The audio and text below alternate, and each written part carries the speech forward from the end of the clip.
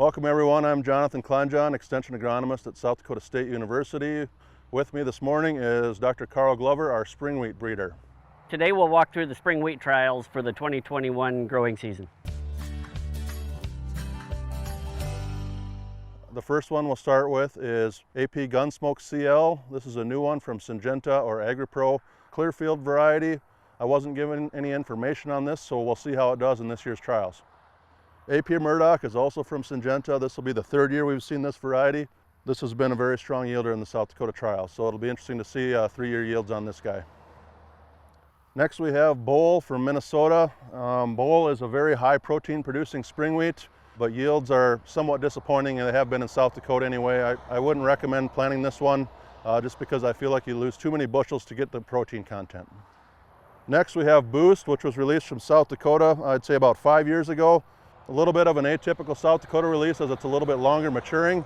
Yields of Boost have been right around average in the crop testing trials. Boost was released in 2015, and as John mentioned, it's later than a typical South Dakota variety. Primary reason that we released it was because that it's got very high level of resistance to bacterial leaf streak, and also the end-use quality traits associated with Boost are really good too. But it never really caught on in South Dakota, probably just because it's so late to mature. It's pretty atypical of one of our releases, which is usually one that's pretty close to the earliest to head and to mature in these trials. Next we get into the first of the material from Winfield. We have 5 lines that we're testing from Winfield. The first 2 here are onless. The first one I'll talk about is 3099A. We saw this for the first time last year, and it yielded very well in central and western South Dakota. So we'll see if this one hangs in for another year. Moving on, 3119A, I believe, is a new one to us this year, so to be determined. One thing about onless material, I get this question quite a bit. Onless material tends to come from either Europe or South America, and it's just, there's no inherent advantage to it. It's just the way things are. North American spring wheat has awns and European spring wheat does not. Okay, then we get into the awned varieties from Winfield. The first one here is CP3188. This one is new to us this year. The company advertised it with high yield potential, maybe a little bit iffy on the grain protein, so that might have to be managed. I guess we'll see how this one does. Next we have CP3530, also from Winfield, and this one has been a very good yielder. This one was released in 2016, so over the last 3 years, this one's been second or third yielder in every region of the state, so a very strong performer from Winfield. The last entry we're going to look at from Winfield is CP3915. We've seen this one for 2 years, and yields have been average to slightly above average in South Dakota. One thing to note, all the Winfield varieties are single season use only. Okay, now we have Driver and Focus, which are both SDSU releases, and I'll turn it over to Dr. Glover to talk about the characteristics of these 2 varieties. This is Driver, and it was released in 2019. The characteristics it's probably most notable for are pretty good yield potential, nice heavy test weight, and straw strength, so it's pretty resistant to lodging difficulties. And I chose the name Driver for this because my dad passed away in 2018, and he was a truck driver for most of his career, so I just decided that I would name this Driver in his honor. 2021 is actually the first year that seed has been widely available for it, so we hope that it performs pretty well.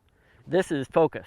Focus is one that doesn't look so well. It was released in about 2014, I believe, and at the time it was a replacement for Brick. Both Focus and Brick were known for their resistance to Fusarium head blight, and Focus is more typical of the South Dakota releases in terms of maturity. Also, it has very good test weight capability, and the yield potential at the time was pretty good, but as I say, it's 7 or 8 years old now, so it's probably one that'll fade from the trials fairly soon. All right, moving on, we have Lang MN from Minnesota. I always think this is a very pretty looking wheat, a nice plant structure. It's got good head scab tolerance. Like I said, very pretty, but it just doesn't seem to yield well in South Dakota. Okay, moving on, we have 4 entries from Lima Grain Cereal Sciences. The first one is LCS Buster. We saw Buster for the first time last year as an experimental line. Very good grain yielder. If you're familiar with Trigger, which we'll talk about down the road a little bit, it's very similar agronomically. Yields are similar with maybe slightly better grain protein content. We'll see how it does here in the second year of the trials. Two more from Lima Grain. We have LCS Cannon here on my right and LCS Rebel on my left. Cannon's done well in the central and western part of South Dakota, whereas Rebel's done a little bit better in the western part of the state. So these two seem to be fairly well adapted for the central and western part of South Dakota. Okay, the last one we have from Lima Grain is LCS Trigger.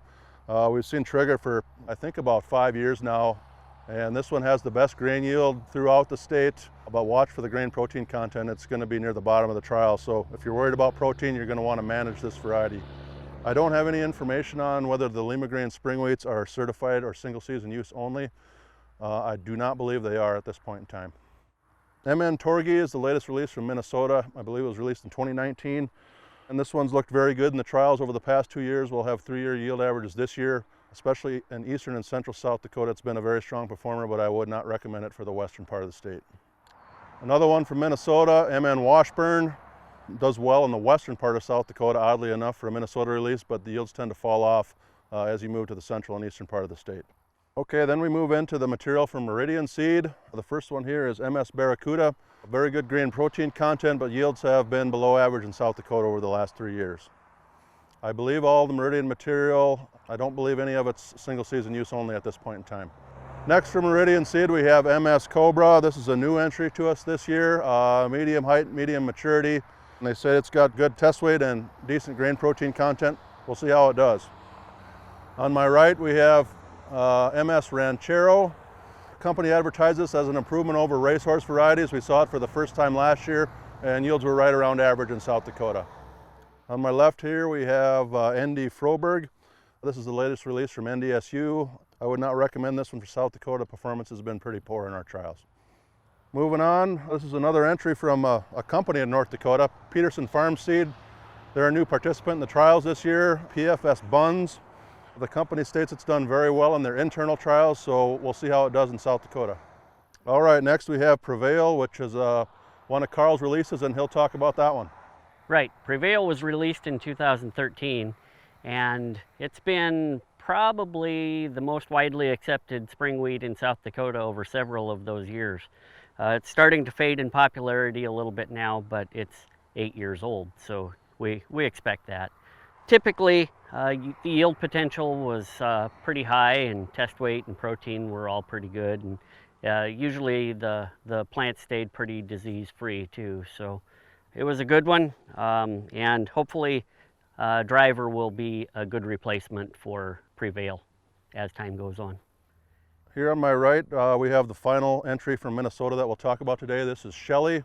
Shelley is a little bit of a atypical Minnesota release, as it's a little bit lower in grain protein content, but a very good starch producer, so a high yielder. And this one seems to do very well in central and western South Dakota, so might be something to try out in that part of the state. Okay, next we have Surpass, and Dr. Glover is going to talk about that. Right, Surpass was released in 2015 along with Boost. Boost was the later maturing one with the good resistance to bacterial leaf streak. Surpass was more typical of what typical South Dakota release would be in terms of maturity and protein test weight and so forth. But being about 6 years old, it's kind of getting towards the end of its life too. So I sometimes think that Driver will be a replacement for Surpass too. So it might replace two varieties, both Prevail and Surpass, just based on when it was released and several of the characteristics associated with it. Now we're getting to some of the older AgriPro or Syngenta material. The first one here is saiingmar. This one was released in 2014. It's been very popular, I'd say mainly in the north central, northeast part of the state. A very strong yielder and very good grain protein content. But I wouldn't recommend it for the western part of South Dakota. Next we have rustler. This one I believe is targeted specifically for South Dakota. This one's done very well in the eastern part of the state. I'd say average to above average in the central and the west, and about average to above average grain protein content. The final entry from AgriPro that we're going to look at today is psyvalda.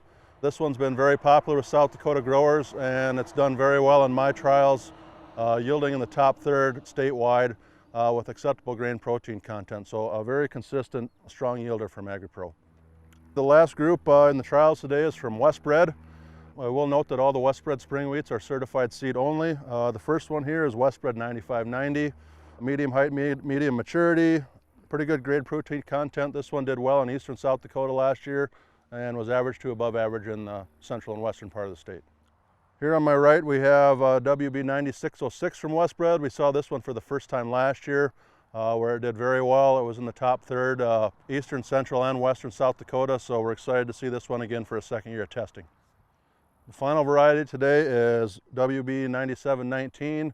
We've seen this one for a few years now, and it's been a very strong performer with good grain protein content. So from Westbred, this is a very solid, consistent yielder. Might be a good one to look at. On behalf of Dr. Glover and myself, I'd like to thank the South Dakota Wheat Commission and all the wheat producers in South Dakota through the checkoff for supporting the activities of the crop performance testing program here at South Dakota State University.